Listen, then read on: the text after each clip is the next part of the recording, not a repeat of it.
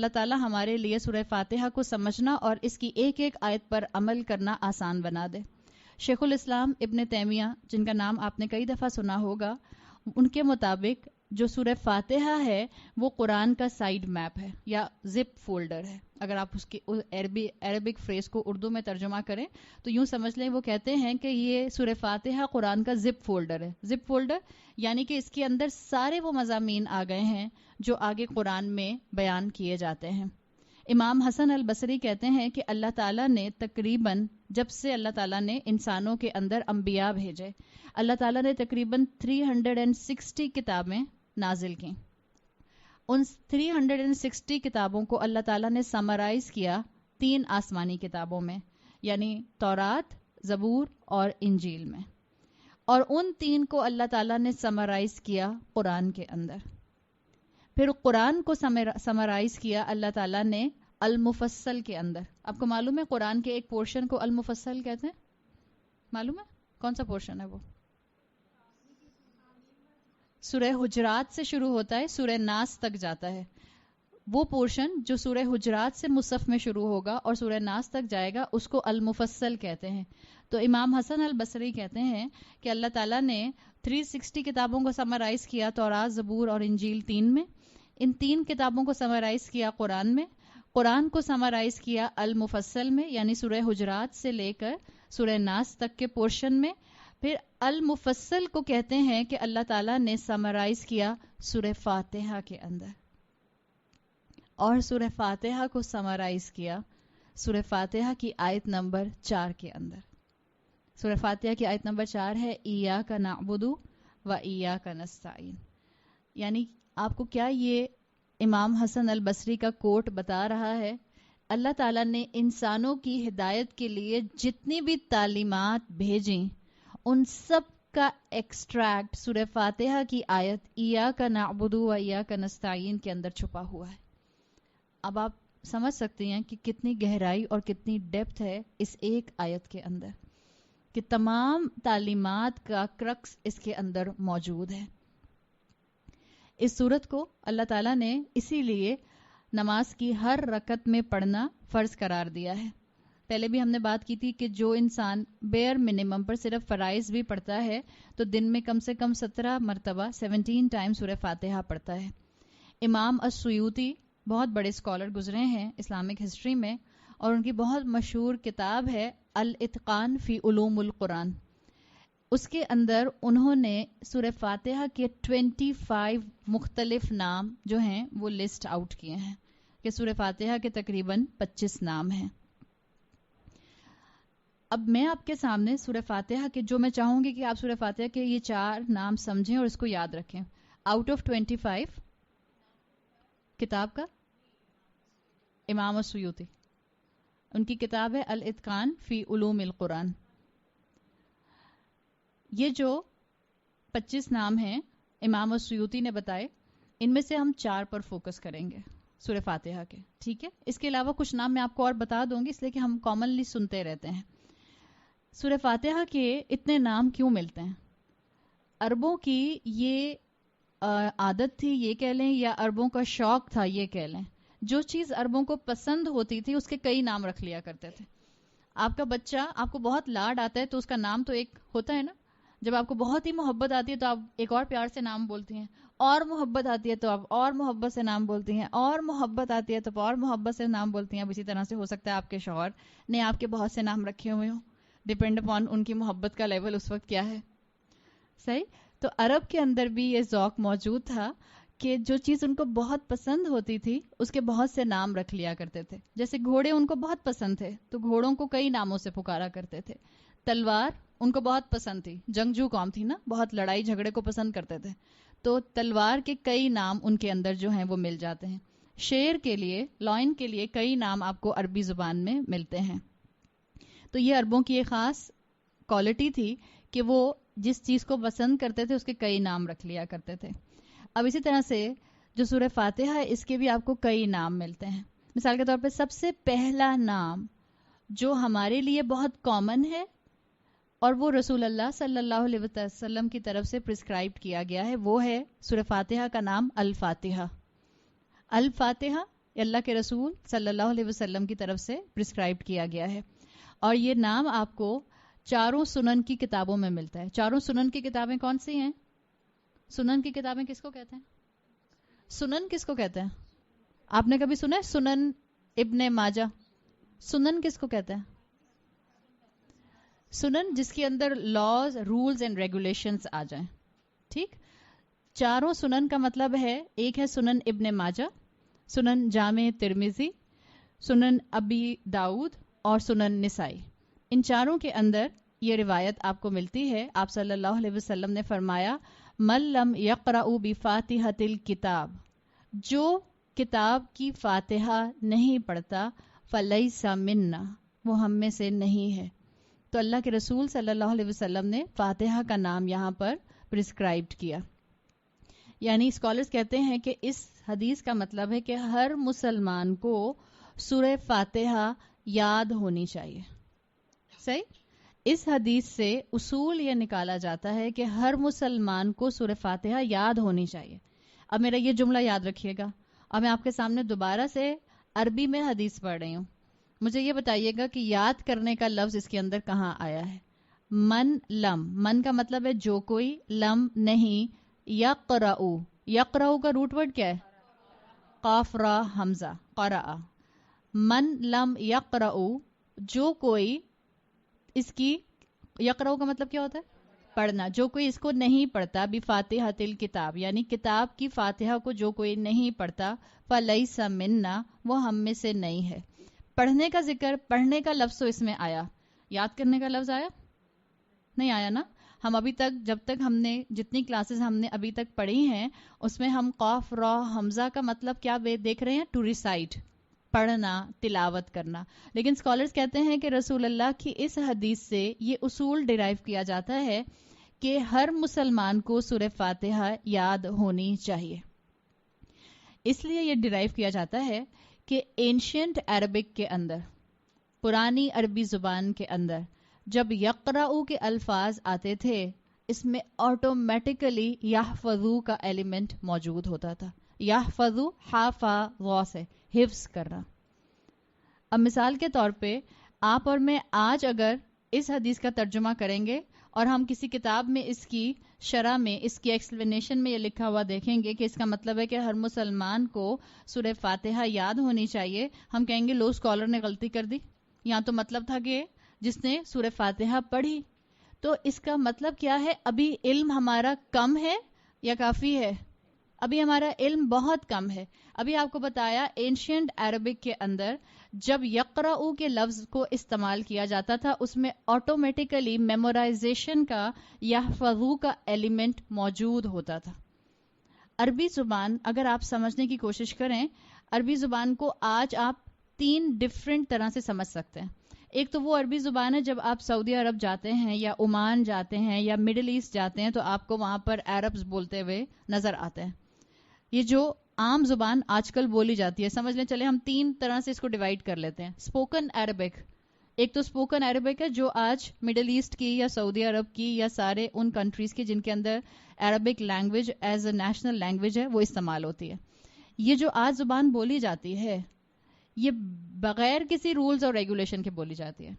Even Arabic grammar کے syntax کو بھی استعمال نہیں کیا جاتا. اس لیے اگر آپ یہاں سے کتاب میں عربی گرامر کی لینگویج سے سیکھ کر جائیں گی اور آپ کہیں گے اب میں جا کے سعودی عرب میں عربی فر بولوں گی، آپ بول نہیں سکتے، اس لیے کہ وہاں پر اب عربی زبان بہت زیادہ بدل چکی ہے. تو جو اسپوکن عربک ہے اس کو آپ کہہ سکتی ہیں یہ ٹوسٹڈ لینگویج ہو گئی ہے، سلینگ لینگویج ہو گئی ہے. جیسے آپ میں سے جن خواتین کی اردو بہت اچھی ہے، آپ کو آج کے بچے جب اردو بولتے ہوئے سنائی دیتے ہیں تو آپ کو کتنی اذیت ہوتی ہوگی، آپ کو اپنے کانوں پر خود اندازہ ہوگا. مثال کے طور پہ ہمارے بچے انگریزی میں سوچ رہے ہوتے ہیں اور اس کو اردو میں ٹرانسلیٹ کر رہے ہوتے ہیں. آپ اور میں کیا کہتے تھے؟ ہم نے لپسٹک لگائی، ہم یہی کہتے تھے نا. ہمارے بچے کیا کہتے ہیں؟ ہم نے لپسٹک پہنی، اس لیے کہ وہ انگریزی سے اس کو ٹرانسلیٹ کر رہے ہوتے ہیں.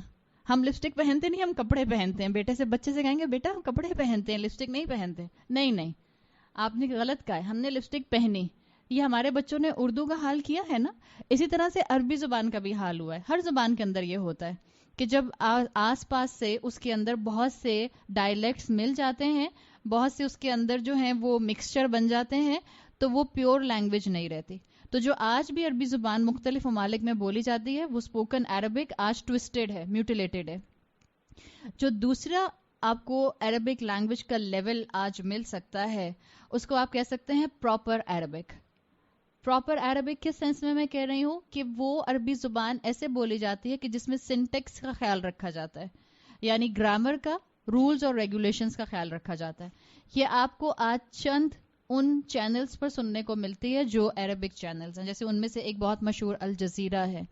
الجزیرہ میں کافی حد تک صاف پراپر عربی زبان آج بھی بولی جاتی ہے، جس کو فصاح کہتے ہیں. صاف ستھری عربی زبان بولی جاتی ہے. آپ کے اور میرے بچپن میں جو اردو کی خبریں آتی تھیں وہ بہت ہی ایک سلیقے اور طریقے کے ساتھ بولی جاتی پڑھی جاتی تھیں. یعنی مجھے یاد ہے کہ اماں کہتی تھیں کہ بیٹا اگر اردو اچھی کرنی ہے تو خبر نامہ لگا لو تو تمہاری اردو اچھی ہو جائے گی، اردو پڑھنی تمہیں اچھی آ جائے گی. اب آج کل کے زمانے میں جو خبر پڑھی جاتی ہے، جو نیوز آتی ہیں، کیا آپ اس میں یہ کہہ سکتے ہیں کہ اس میں بہت اچھی اردو زبان بولی جاتی ہے؟ بہت سلینگ اردو زبان آج استعمال ہوتی ہے. تو یہ بھی ٹوسٹڈ زبان اردو کی آج بن گئی ہے. آپ کو اگر پراپر عربک زبان کہیں سننی ہے تو وہ آپ کو مثال کے طور پہ الجزیرہ چینل پر سننے کو مل جائے گی، جس میں فصاح عربی زبان آتی ہے. تیسری کیٹیگری جو ہے وہ ہے اینشینٹ عربک کی. یہ اینشینٹ عربک وہ عربی زبان ہے جو اس وقت بولی جاتی تھی جس وقت قرآن نازل ہو رہا تھا. یہ عربی زبان آج دنیا میں کہیں نہیں بولی جاتی. صحیح؟ آج یہ والی عربی زبان، اس کے ایکسپریشنز، اس کے محاورے، اس کے انداز، اس کے سٹیٹمنٹس کا انداز، اس کے پیرابلز کا انداز، اس کی مثال دینے کا انداز، یہ والا انداز آپ کو آج دنیا میں کہیں پر بھی امپلیمنٹیڈ نہیں نظر آتا، جس کو آپ اینشینٹ عربک کہتے ہیں. یہ اس وقت کا انداز ہے جو عرب اس وقت بولا کرتے تھے جب قرآن نازل ہو رہا تھا. قرآن نے اسی انداز کو اڈاپٹ کیا ہے، قرآن نے اسی انداز کے ایکسپریشنز استعمال کیے ہیں، قرآن نے اسی انداز کے محاورے استعمال کیے ہیں. کیا قرآن میں محاورے ہیں؟ جی ہاں، قرآن میں محاورے ہیں. کیسے پتہ چلے گا قرآن میں محاورے ہیں؟ قرآن میں ایک دعا آتی ہے سورہ فرقان کی، ربنا حب لنا من ازواجنا وذریاتنا قرۃ اعین. آتا ہے یہ قرۃ اعین جو آتا ہے، کولنس آف دا آئیز، یہ قرآن کا ایک محاورہ ہے. اب ہمیں کیسے پتہ چلے گا کہ کہاں محاورہ ہے اور کہاں ان کو الگ الگ ٹریٹ کیا جائے گا؟ علم حاصل کرنے سے. قرآن کے اندر تقریباً 435 ڈفرینٹ محاورے آتے ہیں اور یہ اسکالرس اس کے لیے کتابوں پر کتابیں لکھ چکے ہیں. ضرورت کس بات کی ہے؟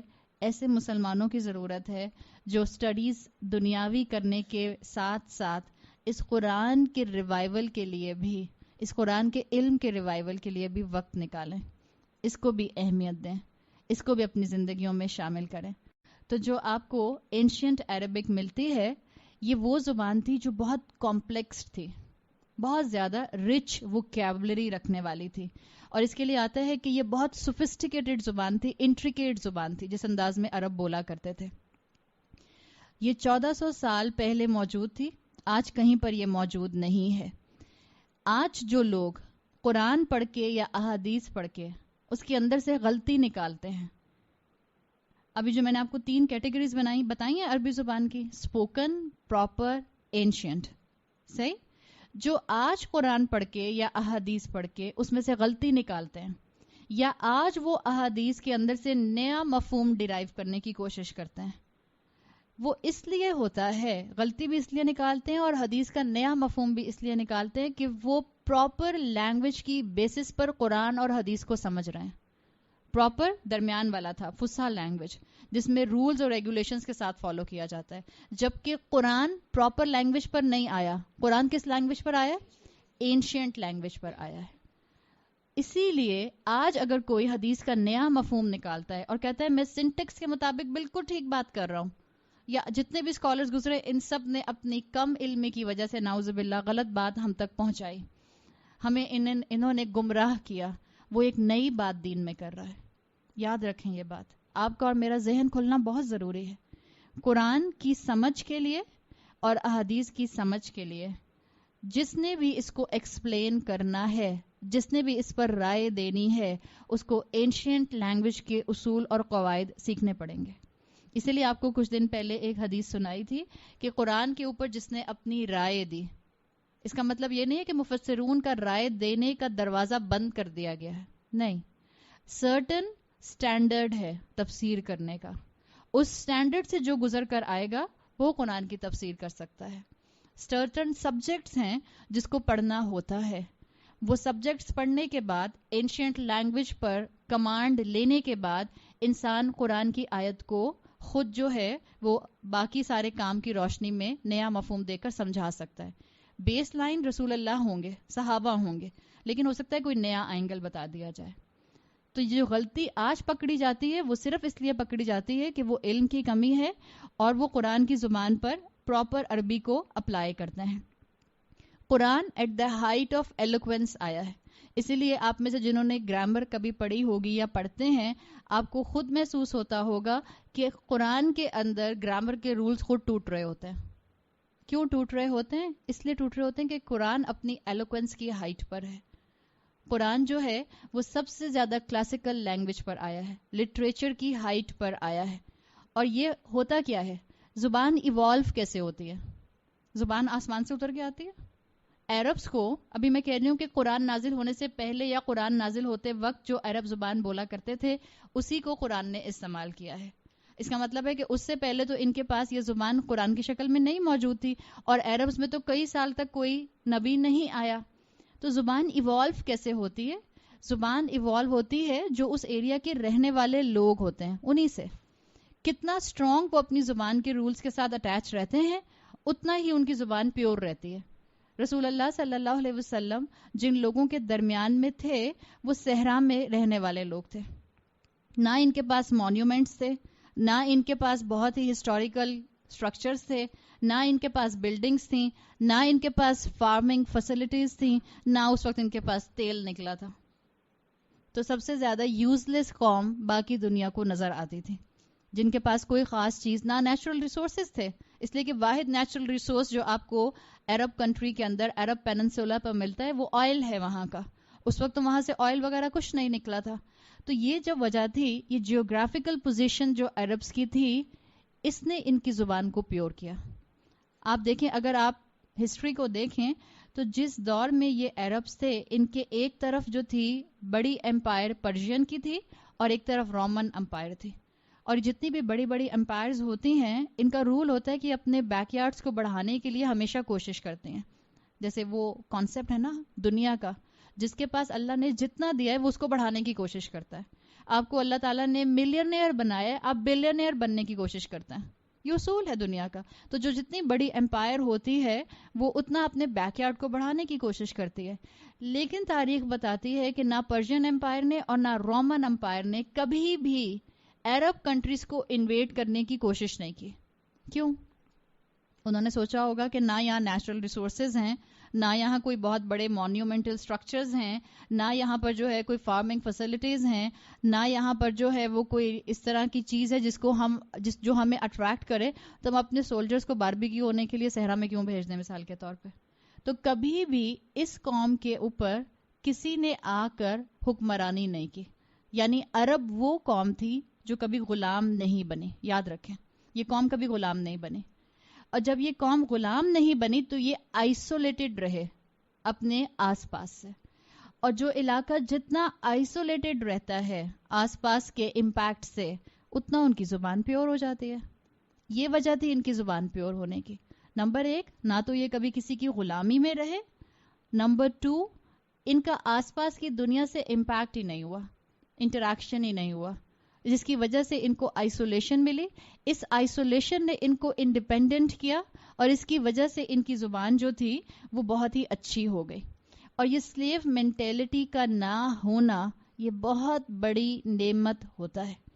اس لیے کہ ہم 60 سال سے اوپر ہو گئے ہماری آزادی کو پاکستانیوں کی، اس کے باوجود ہم سلیو مینٹیلٹی کا اثر اپنے اوپر محسوس کرتے ہیں. اسکالرز کہتے ہیں کہ جو غلامانہ ذہنیت کی حامل قومیں ہوتی ہیں وہ کم ہی اپنے آقاؤں سے مروب ہوئے بغیر رہ سکتی ہیں.